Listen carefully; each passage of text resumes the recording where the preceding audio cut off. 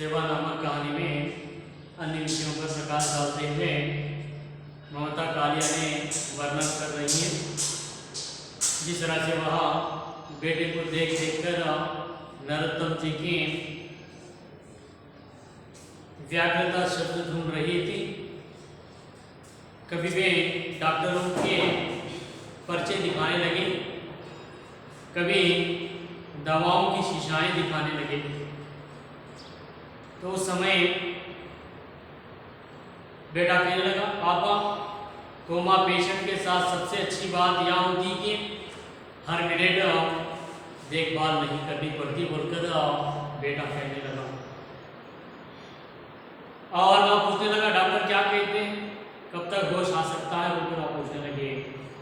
कहते हैं कभी भी आ सकता है, बोलकर आप बोलने लगे। तो भाई बेटा कहने लगा, आप ऐसा कीजिए, अलग से एक नर्स रख लीजिए, आप पर बहुत स्ट्रेन है, 24 घंटे का बोलकर बाप को बेटा कहने लगा। इस तरह से वह दोनों के बीच में बातचीत हुई। वह सब कुछ बताने की चेष्टा कर रहे थे और यानी कि पिताजी बेटे को कहने लगे। नरोत्तम जी बता रहे थे, मंगलवार का दिन था, उस दिन तुम्हारी माता का ब्लड प्रेशर उस दिन बिल्कुल ठीक था, बोलकर कहने लगे। शाम को ये डॉक्टर तुमली ने घर आकर देखा था, हम दोनों को बोलकर वहाँ कहने लगे। अगर से उस दिन ना फिसल कर गिरी होती तो आज अच्छे भले घर में होती, बोलकर वहाँ कहने लगे। विस्मय बेचैनी से एक बार माँ को देखा, एक बार पिता को देख रहा था। वह बताने लगे, मंगल को बड़े खुशी से इसने बेसन के लड्डू बनाए थे, बोलकर कहने लगी बच्चों को बड़े पसंद है, यानी कि बच्चों को पसंद है, बोलकर तुम्हारी माँ ने बेसन के लड्डू बनाए, बोलकर कहने लगी। थकान उसे तभी आ रही थी, फिर शाम का खाना बनाया, मुझे खिलाया पर खुद नहीं खाई, बोलकर कहने लगी मुझे एक प्याला दूध दे दो, मैं सो जाऊंगी, बोलकर तुम्हारी माँ ने कही, बोलकर मैंने ग्लूकोज मिलाकर दूध दिया, मैं अकेले बैठा टीवी देखता रहा, यह सो गई, बोलकर वह कहने लगी।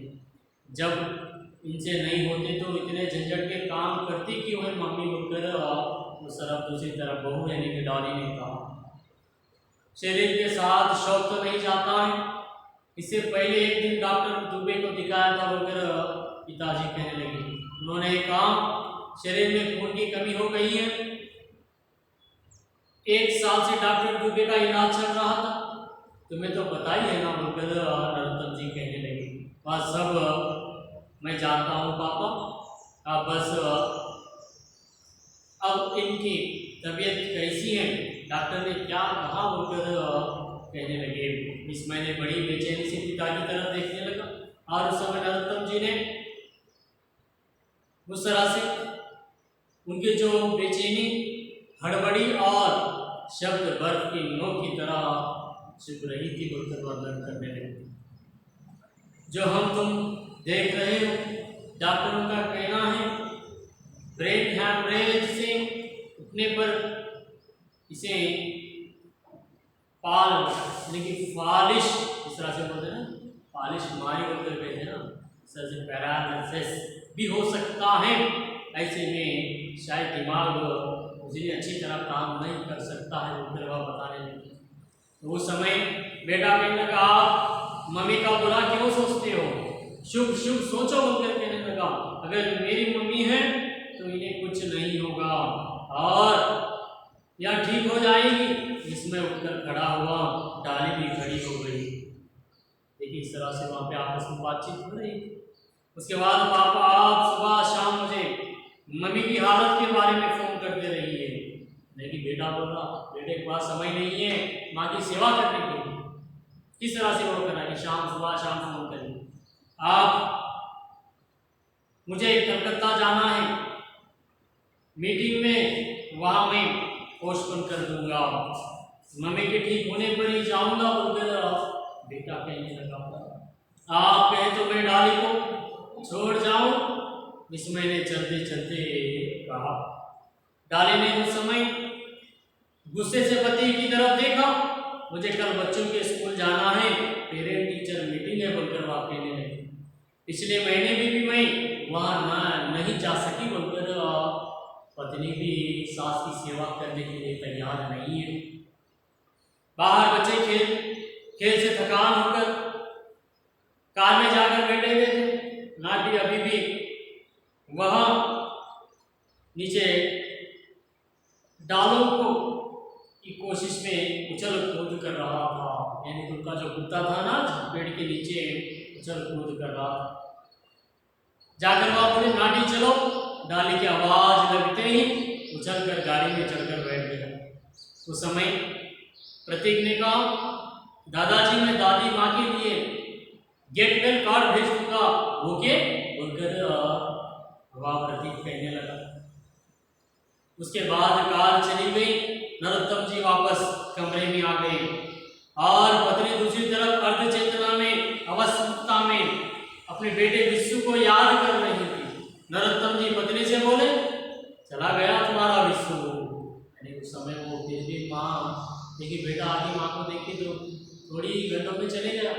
माँ के साथ रह सकता था, वो माँ की सेवा कर सकता था, लेकिन वहाँ नहीं कर पाया। देखिए माँ विश्व पे रही। तो उस समय नरोत्तम जी बोले, चला गया तुम्हारा विश्व, आधे घंटे को आया था। 1 घंटे के लिए केवल वो आधे घंटे को आया था। तुम्हारा बेटा विश्व, इसे तुमने पैदा किया, पाला पोसा। याद है कैसे इसी जरा सी नाक बहती थी, तुमने मेरी नाक में दम कर दी और माँ बताने लगी। इस तरह से डॉक्टरों को बुलाती थी, खिड़की बंद कर देती थी, नया कंबल लाओ बोलकर चिल्लाती। लेकिन आज उसी के पास समय नहीं है तुम्हारी देखभाल करने की, उत्तरवा कहने लगी। और इस तरह से दफ्तर की भाषा अपने बाप से बोलता है, क्या तुम्हारी हालत और अपनी परेशानी नहीं जानते हो?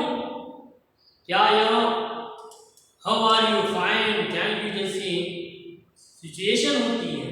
यानी जैसे अंग्रेजी के बड़े बड़े अस्पताल में जिस तरह से माहौल होता है, ऐसे अस्पताल में बताओ बोल रहा है बोलकर वहाँ के लिए। मैं भी बहुत ऑफिसरी पर कभी अपने बाप को अपना क्लर्क नहीं समझा बोलकर वहाँ कहने लगे। ये तुम देखने नहीं विजिट करने के लिए आया था, लेकिन ये तुम्हें देखने के लिए नहीं आया था, केवल विजिट पे आया था बोलकर कहने लगे। जब ये पैदा हुए तुम अपना नहाना खाना भूल कर रात दिन इनकी सेवा में लगी रहती थी। आज बहू को तुम्हारे लिए वक्त नहीं है, सुना तुमने, किसी को फुर्सत नहीं है तुम्हारे लिए, तुम्हारे बाद मेरा क्या होगा? मैंने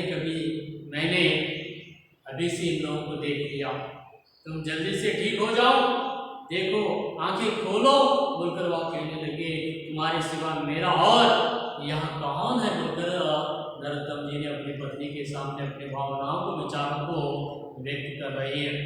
इस कहानी से हमें यह उपदेश मिलता है कि हमारे लिए अपने माता पिता कितना सेवा करते हैं, अपने को पाल पोस कर बड़े करते हैं, अपनी भलाई के लिए सब कुछ उन्होंने त्याग करते हैं, अपनी खुशी के लिए सब कुछ उन्होंने छोड़ने के लिए न्यौछावर होने के लिए तैयार होते हैं।